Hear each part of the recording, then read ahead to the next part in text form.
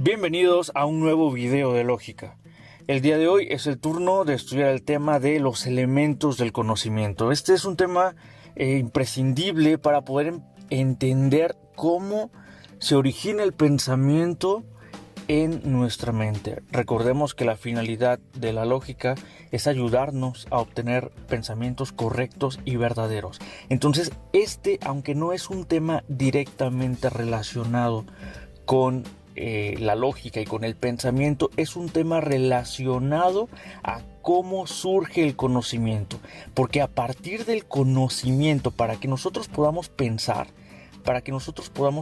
debe de haber un conocimiento previo, para que ese conocimiento lo combinemos con otros conocimientos, y eso ya es pensar, y a partir de ahí incluso inferir en conocimientos nuevos. Entonces es importante estudiar este tema, pero antes vamos a una breve recapitulación acerca del video anterior, que fue de la definición de lógica.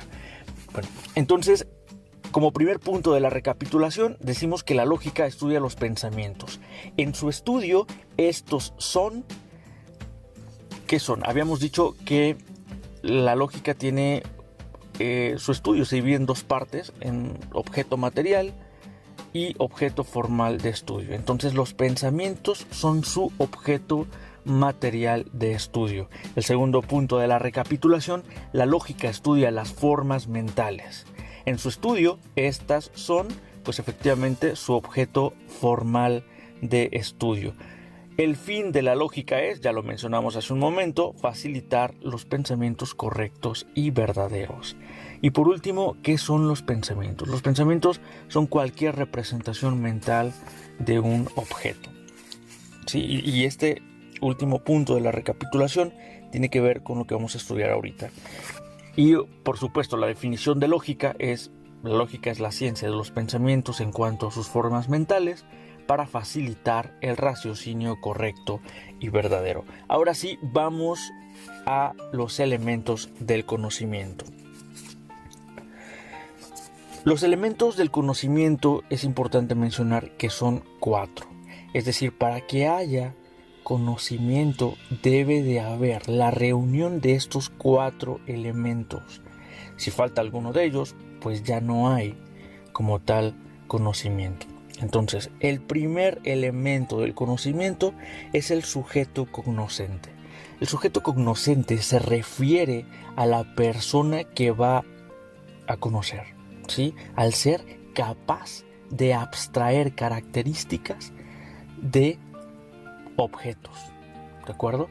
Y el sujeto cognoscente puede ser una persona o puede ser también incluso un animal. Las personas y los animales son capaces de conocer, capaces del conocimiento, ¿sí?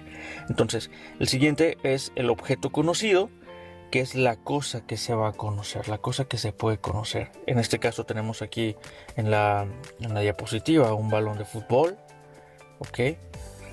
El siguiente elemento del conocimiento es la operación.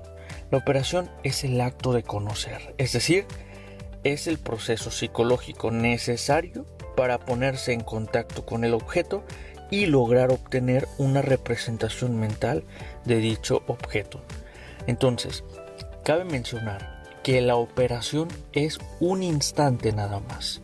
Un instante en el que tú, como sujeto cognoscente, te encuentras con el objeto conocido, con el objeto que estás conociendo, y en ese momento tú, por medio de los sentidos, abstraes características del objeto que estás conociendo y lo reproduces en tu mente. Es un instante, es una fracción de segundo, pero esa fracción de segundo que dura el acto de conocer, eso es la operación.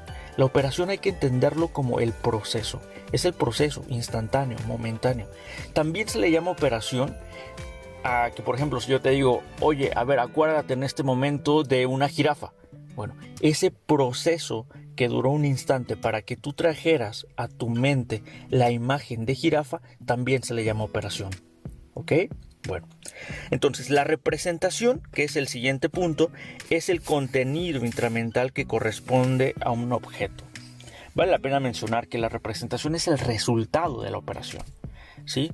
Llega el sujeto cognoscente, se encuentra con el objeto conocido, hay una operación en donde el sujeto abstrae las características del objeto para reproducirlas en su mente, y la imagen en su mente, eso es la representación. También ahorita que te dije, a ver, acuérdate de cómo es una jirafa. Bueno, tú pensaste en una jirafa. Esa jirafa en la mente, que no existe en la realidad tal cual, es una imagen en tu mente, ¿sí? Una reproducción de la realidad.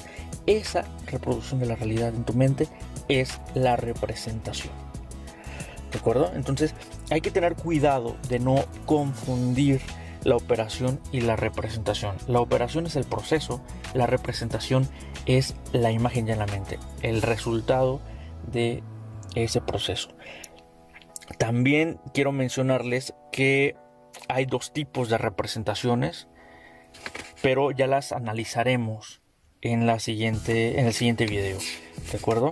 Bueno, entonces nada más podemos definir ya con esto que tenemos, podemos definir ya el conocimiento, y podemos definirlo como la operación por la cual un sujeto obtiene representaciones internas de un objeto de manera más o menos permanente.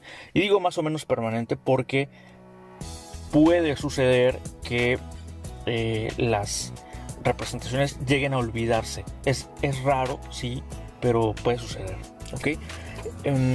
El conocimiento engloba todos los elementos que ya vimos, es decir, el sujeto cognoscente, el objeto conocido, la operación y la representación. Les mencionaba que hay representaciones sensibles y representaciones intelectuales. Vamos a ver la diferencia en el siguiente video de estas dos representaciones. Y quiero mencionar lo siguiente: las representaciones sensibles, también llamadas imágenes, esas quedan fuera del estudio de la lógica porque las reproduce la imaginación.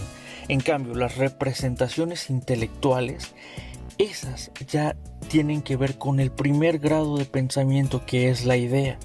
De hecho, también a las representaciones intelectuales las llamamos ideas. Las representaciones intelectuales son ya pensamientos, ¿sí? Pero, como te digo, eso lo vamos a profundizar en el siguiente video. En este video también lo que quiero comentar es que de todos estos elementos del conocimiento, a la lógica no le importa tanto el sujeto cognoscente, ni el objeto conocido, ni la operación. Solamente le interesan las representaciones, y de estas, las representaciones intelectuales, ¿sí? Y es la manera, las representaciones intelectuales es la primera forma mental, la primera forma en que se van a guardar los pensamientos. Ya después de ahí se pueden combinar esos pensamientos con otros y luego inferir nuevos pensamientos. Muy bien, bueno, vamos a dejarle aquí. Estos han sido los elementos del conocimiento, que es importante, vuelvo a repetir, para que nosotros nos demos una idea de cómo surgen los pensamientos en nuestra mente. Que tengas un muy buen día.